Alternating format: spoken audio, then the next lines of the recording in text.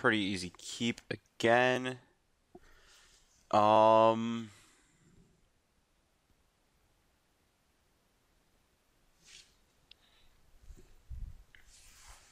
exposing Mystic on 1 relative to 2 doesn't matter. Just like trying to think through why. Like, it's like the immediate gut plate of like, yeah, I just should play my Mystic on 1. I'm just trying to think of like reasons against it. There really isn't.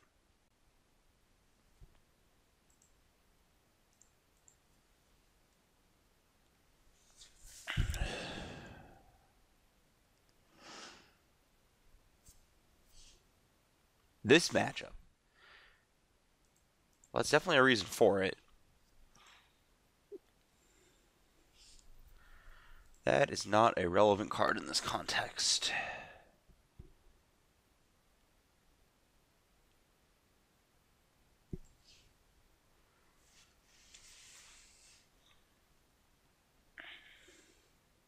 Certainly not blocking.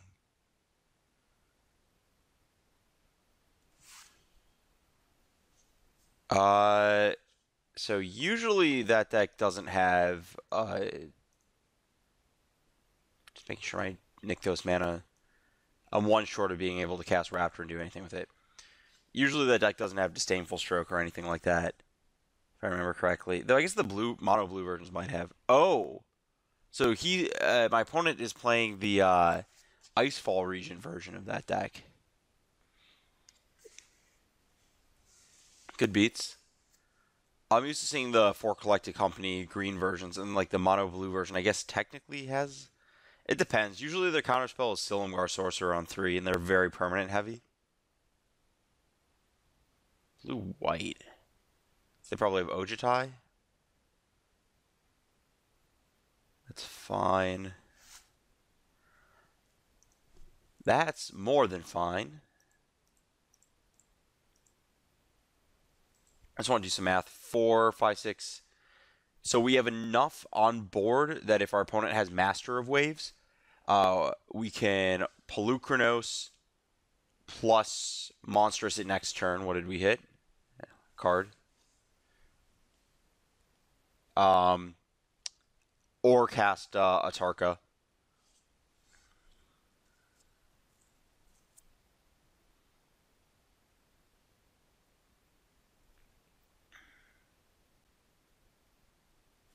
Okay. So our opponent is probably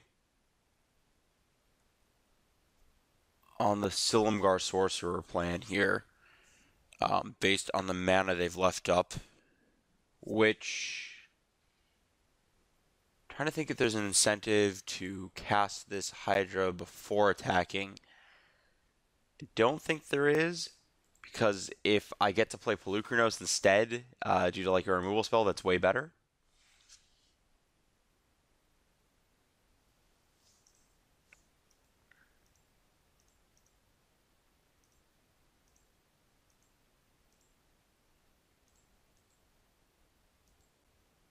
I guess I did miscount. I was 1 short. I was counting a land drop off the top for the Master of Ways comment.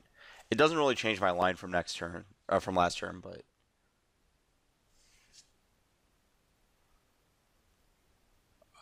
let's get carried into play.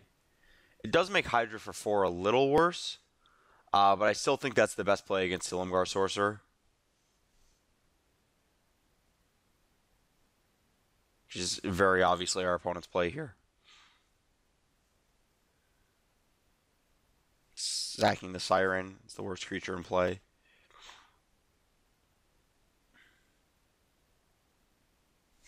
What did we hit? Another brick. 5, 6, 7,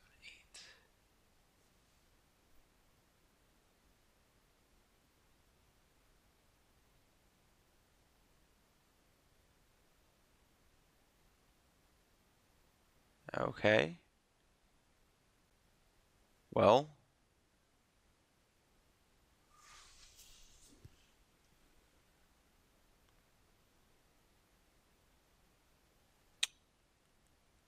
Nothing that punishes me for doing this in this order, correct? I just want to double check my math. 1, 2, 3, 4, 5, 6, 7. Yeah, this is right.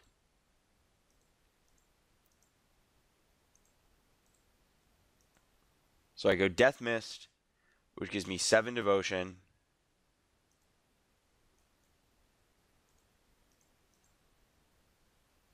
Which lets me Pelucranos.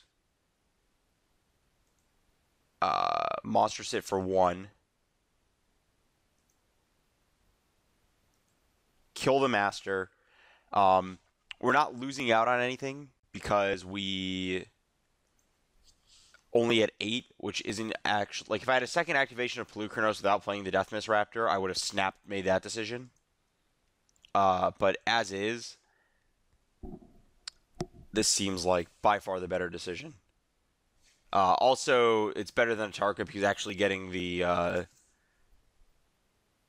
tokens off the board, I think... that might not have been true, actually. It's possible that the wave tokens were less relevant than those creatures being in play.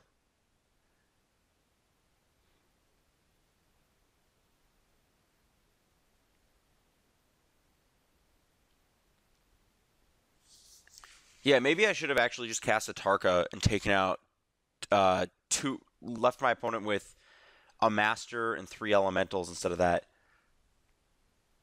No promises, but in any direction. So, our opponent is somewhere between super dead and super, super dead.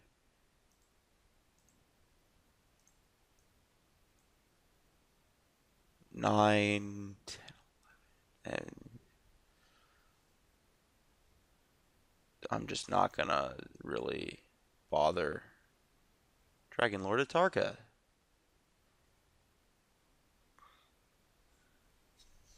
We kill the 5 token or the 5 blockers, and our opponent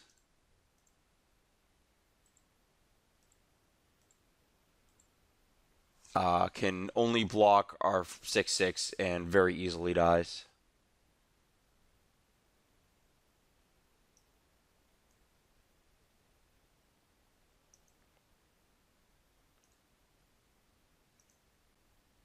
Sure. Still had all these.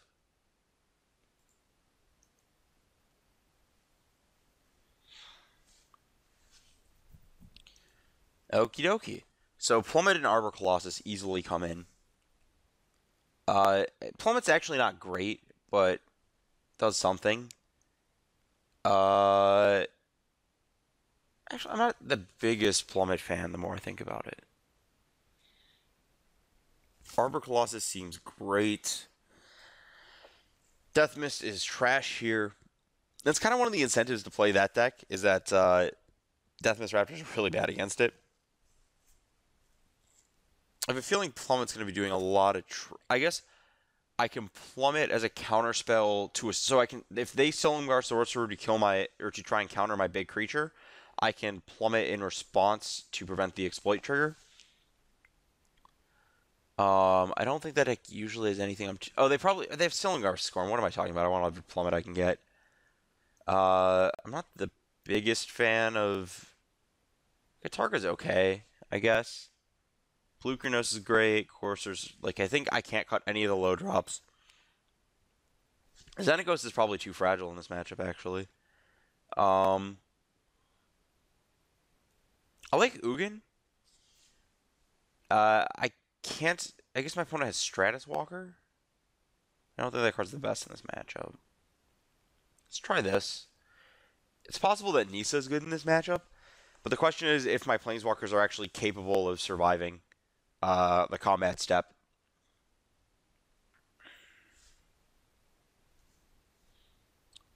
His hand simultaneously looks awesome and crappy.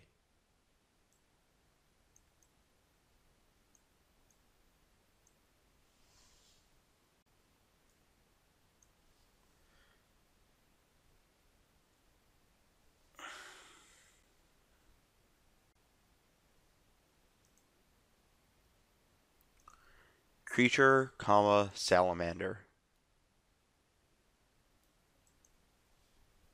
You know, they spent so much time removing superfluous creature types from the game. I'm just like kind of blown away that they just wasted a type line on Salamander. This was an interesting decision. That was a mistake. That was a horrible mistake. This is just going to get Silumgar scorned. I'm going to get punished horribly for it.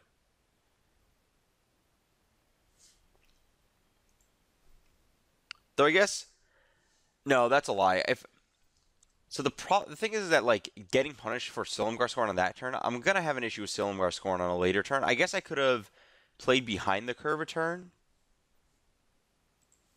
but uh, like that also puts me in like an awkward spot with. It just feels like that Silumgar scorn is gonna take something at some point. Just the way this hand is shaping up to be like casting sevens and everything up curve.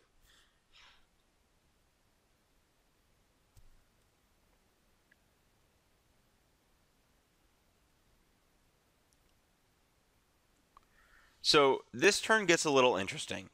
So I can cast Pelucranos, but if my opponent has Silumgar Scorn plus Dragon, that's just bad. Because I want the Pelucranos because it's actually one of my better creatures because it's a Master of Waves. So I think even though it walks into Silumgar Scorn no Dragon, I'm going to play Whisperwood Elemental here.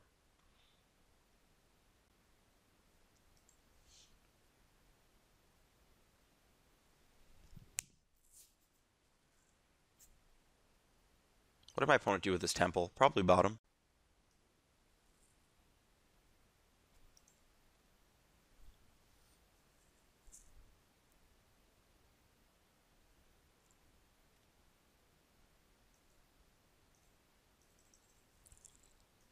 I'm going to cast Arbor Colossus.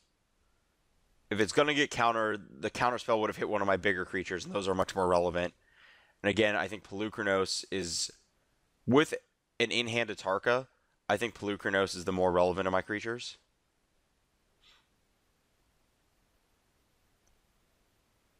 I also think I'm willing to trade here. It might not be the best idea because my hand is all sevens, but I'm willing to consider it.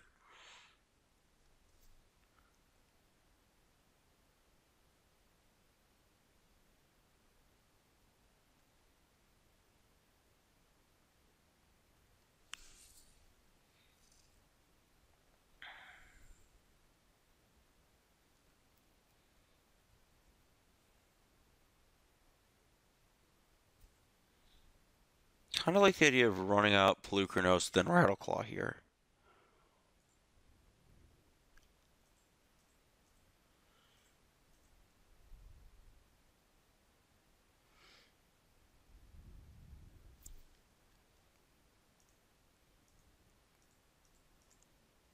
And the reason I decided to run out the like, I don't think that taking a turn off against the opponent that's just like my opponent has clearly shown that what they want to do is just wait and then cast a counter spell. Like taking a turn off is not going to make things better for me because they've just added more power to the board and they're just going to attack and not play anything. So doing that would have been clearly wrong.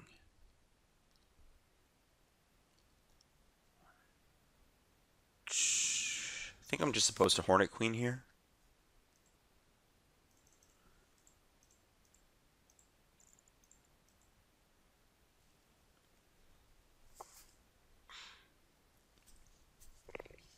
No, my opponent eventually runs out of threats.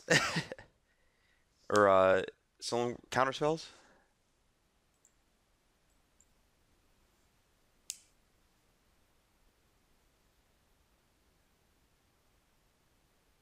It is kind of problematic if my opponent has a Master of Waves to follow up next turn. Because they get to make 5... yeah, this is probably going to be bad for me. Yeah, I'm at 7. So if they don't have a Master...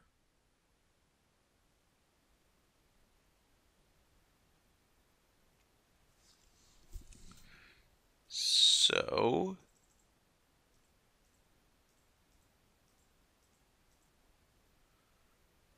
I haven't done the math.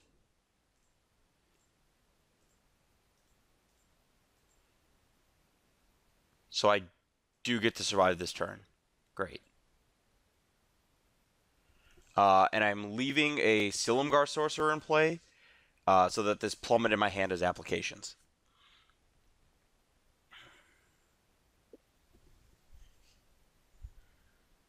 If there's another Master of Waves, I'm in big trouble. That also is a problem. I don't think I can... You can draw another Atarka, right? Does that do it? That doesn't do it. Yeah, I'm dead.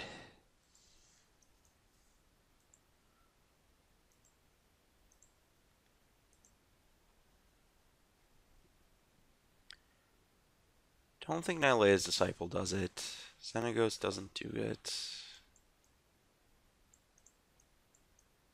I think the Planeswalkers are just too fragile. I think these are the cards I have.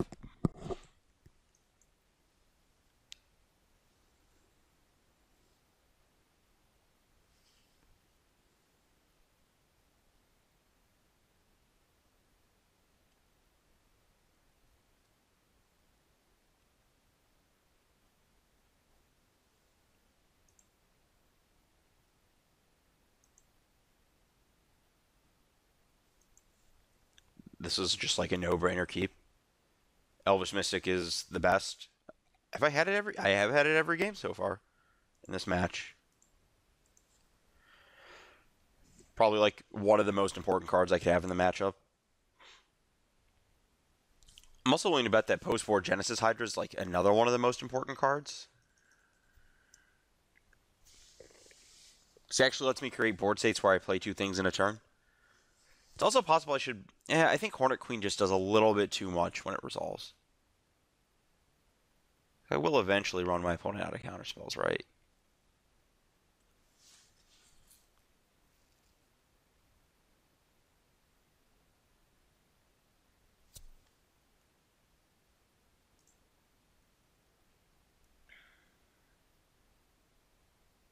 Unfortunate loss of value, but I do have to cast Blue Krynos this turn.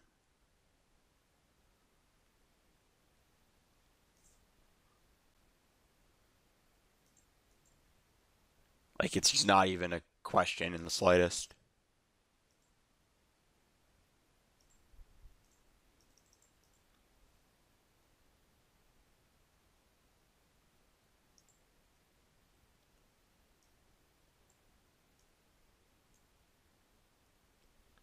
And this now reminds me a lot of last year, where, like, there just, like, wasn't... Like, this year, every deck has a Siege Rhino, or, like, equivalent card. And because of that, like, being behind... Like, no one really gets ahead, but, like, no one really gets behind. Like, the Pack Rat style cards don't exist, and, like, Frostburn Weird doesn't exist, necessarily to the same extent. But, like...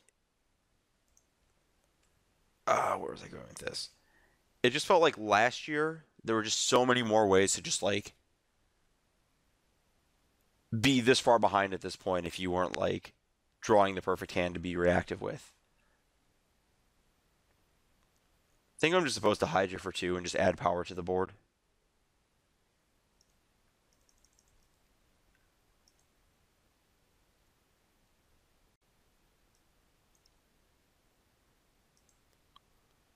Probably should have Hydra'd for 3 actually.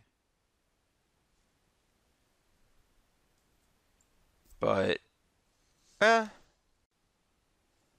okay. That's fine. Classic My Pelucranos is still on the battlefield against your deck that can not actually beat that.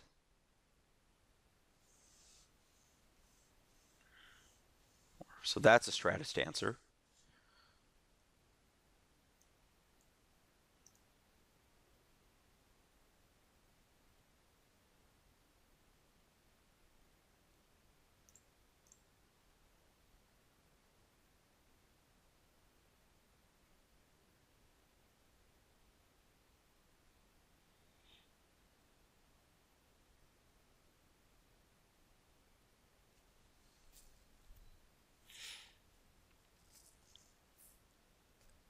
And the question here is now, what do I think the odds are of some nonsense like end hostilities?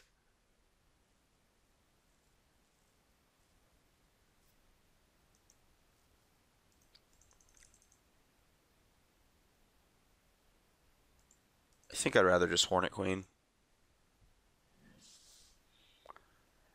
The reason is that if I get end hostilities, the Hornet Queen isn't really worth a card anyways. And the follow-up of Whisperwood to an end hostilities is like pretty absurd anyways. So like it's just one of those situations where basically regardless of what I choose, my opponent's not in a good spot.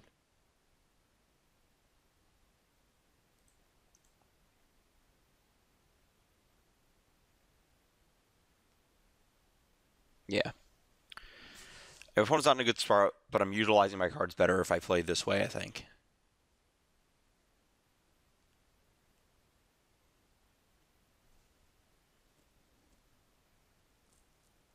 Maybe that's not true. I don't know. If I'm forgetting something and some reason, like, it just feels like playing the Whisperwood is the play that is most likely to result in my opponent having some random combination of actual magic cards in their hand that just beats me instead of just the end hostilities.